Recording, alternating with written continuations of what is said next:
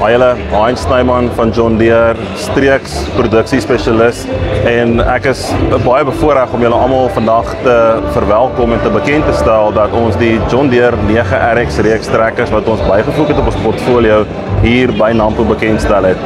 Ons het in die portfolio het ons die 830 trekker, maar met dit het ons die 710 en die 770 reeks ook beskikbaar vir ons kliënte. Nou, wat maak hierdie trekker so uniek? Dit is 'n byvoeging tot ons huidige portfolio wat klante die opsie gaan gee om meer perdekrag op die grond te sit wat hulle meer produktief gaan maak op die einde van die dag.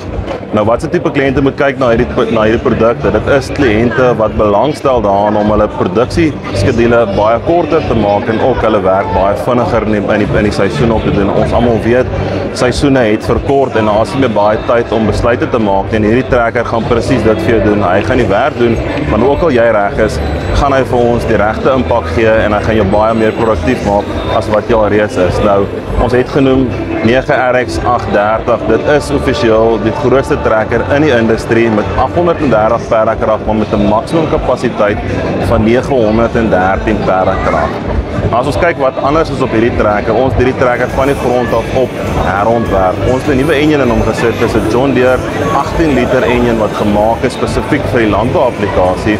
Ons transmissie is 'n E21 transmissie wat ook ontwerp is vir hierdie spesifieke applikasie. Nou, julle sal sien agter my het ons die risperband, die 4 risperband opsie. Ons het besluit om hierdie trekkers net te produseer in die 4 risperband reeks en nie in die bande nie, bloot vir die feit dat ons die krag op die grond wil kry en ons wil kompaktering verminder, sowel as om dit vir die kliënt makliker te maak om sy weg om die lande te kry.